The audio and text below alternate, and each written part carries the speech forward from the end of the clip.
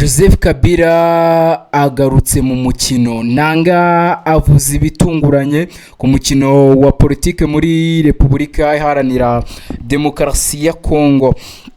Tugiye kugaruka ku nkuru ikomeye cyane iri kuvugisha benshi mu gihugu cya Repubulika Iharanira Demokarasi ya Kongo.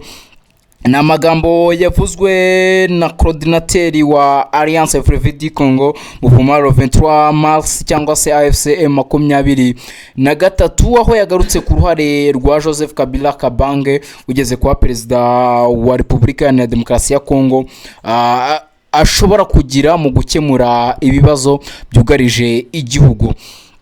Ese koko Kabila ashobora kugaruka mu mukino wa politike? Ese ibyo nanga yavuze bisobanuye iki ku gihugu cya Repubulika Iharanira Demokarasi ya Kongo? Agumana natwe hano kuri The Quick Times News kugeza ku musozo kugira ngo usobanukirwe byinshi byishe inyuma y'iyi nkuru. Mwahaye ikaze.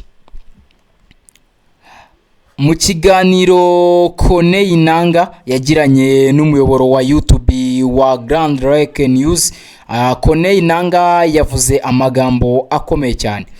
Yavuze ko Joseph Kabila wayoboye Repubulika Iharanira Demokarasi ya Kongo kuva mu mwaka wa 2001 kugeza muri 2019 ari umuntu ufite ubunararibonye bukomeye bwagakwiye kwifashishwa mu gukemura ibibazo igihugu cya Repubulika Iharanira Demokarasi ya Kongo kirimo. Nangaa yavuze ko mu bihugu byinshi byateye imbere abahoze ari abakuru b'ibihugu bafatwa nk'umutungo ukomeye w'igihugu, aho yatanze ingero z'ibihugu nka Kenya, Ghana, Afurika y'Epfo ndetse avuga n'ahandi aho abahoze ari abayobozi badashyirwa ku ruhande ahubwo bifashishwa mu gutanga inama no kubaka igihugu. Yagize ati mu bindi bihugu wahoze ari umukuru w'igihugu n'umutungo ukomeye. Ibi byateye benshi kwibaza niba hari impinduka nini ishobora kuba iri gutegurwa umwanya wa Kabila rero muri politiki. Nangaa yakomeje avuga ko Kabila agifite ijambo rikomeye muri politike ya Repubulika Iharanira Demokarasi ya Kongo nubwo atakiri ku butegetsi. Yavuze ko amateka ye n'igihe kinini yamaze ayobora igihugu bituma akomeza kugira uruhare mu byemezo by'ingenzi. Yagize ati ese aracyafite ijambo? Igisubizo ni yego. Ibi bivuze ko mu buryo butaziguye cyangwa butaziguye mu bundi buryo Kabila ashobora kuba akiri umwe mu bantu bafite ijambo rikomeye mu gihugu cya Repubulika Iharanira Demokarasi ya Kongo. Gusa ni ibintu byatumye abenshi bakomeza kugenda babyibazaho mu buryo butandukanye. Nangaa yanagarutse ku mubano afitanye na Joseph Kabila avuga ko ari mwiza cyane kandi ko akwiye kubahwa nk'uwahoze ari perezida wa Repubulika Iharanira Demokarasi ya Kongo. Ibi byose byerekana ko hari ubufatanye cyangwa se imikoranire ishobora gukomeza hagati ya Alliance Fleuve du Congo Mouvement 23 Mars ndetse na Joseph Kabila Kabange wabaye perezida w'iki gihugu. Nangaa yanagarutse ku mubano afitanye na Kabila, ubwo nibyo nari kuvuga, ndetse n'icyo bishobora kwerekana. Ariko nubwo Corneille Nangaa yavuze ibi, hari impaka zikiriho. Nubwo amagambo ya Nangaa ashobora gufatwa nk'aya politike isanzwe, hari impaka zikomeye ari guteza. Icyambere, hari abibaza uburyo Kabila ashobora kugira uruhare mu gukemura ibibazo mu gihe hari ibyemezo byamufatiwe n'ubutabera.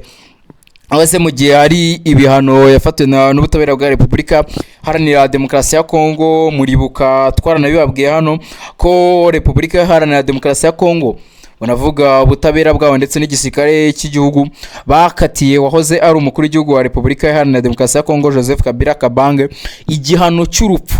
Bivuze ko igihe cyose azafatwa azahita amanikwa cyangwa se akaba yakicwa mu bundi buryo.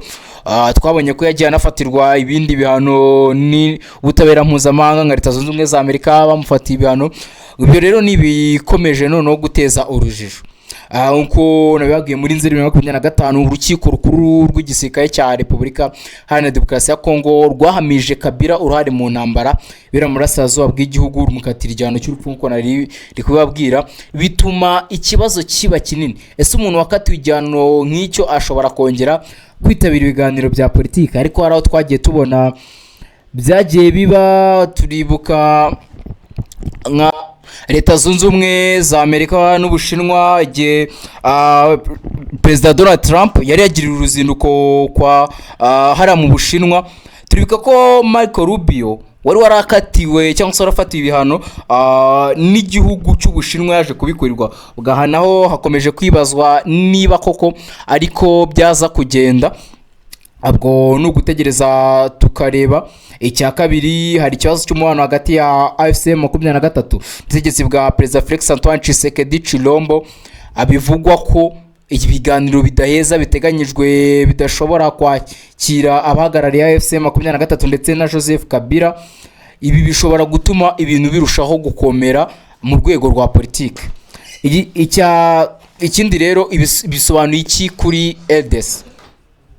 Amagambo ya Nanga ashobora gusobanura ibintu byinshi. Gushaka kugarura Kabila mu biganiro bya politike ibishobora kuba uburyo bwo gushaka imbaraga nshya mu gukemura ikibazo cy'umutekano, kwerekana ko AFC 23 ifite indi vision ya politike, berekana ko bashaka gukoresha ubunararibonye bw'abayoboye mbere, cyangwa se bakaba bo bashaka kwerekana ko ubuyobozi bashyigikiye ari ubuyobozi butagira n'umwe bushyira ku ruhande.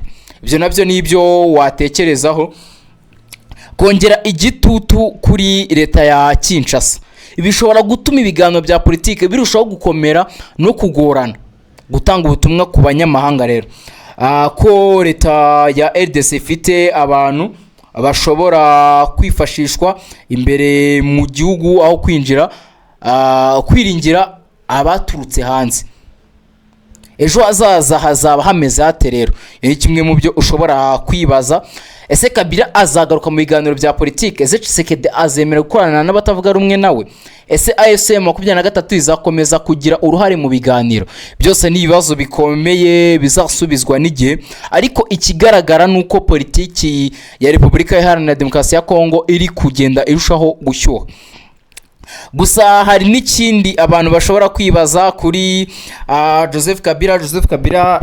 Mbasubije inyuma gato mwaka 2012 ubwo AFC 23 yarambikaga intwaro hasi gasubira inyuma, aho yari yijejwe ko hari byari yijejwe ko igiye guhabwa mu butegetsi bwa Kinshasa. Joseph Kabila niwe wari umuyobozi wayo, ndetse na byinshi byabaye niwe wari umuyobozi wayo. Ubwo ndavuga ku gihe cyarwanye ba Laurent Désiré Nkunda, byose niwe wari uhari. Nanone hari abahita babihuza nyine abarigenda babihuza uburyo yagiye yirukanwe, bakavuga ko nyine ari ugushaka kugarura umubano wangiritse hagati yabo. Ubwo nuko nkuko bimeze. Iyi ni The Quick Times News, kana subscribe ni mutarakanda subscribe ubundi dukomeze kubana muri gahunda zitandukanye.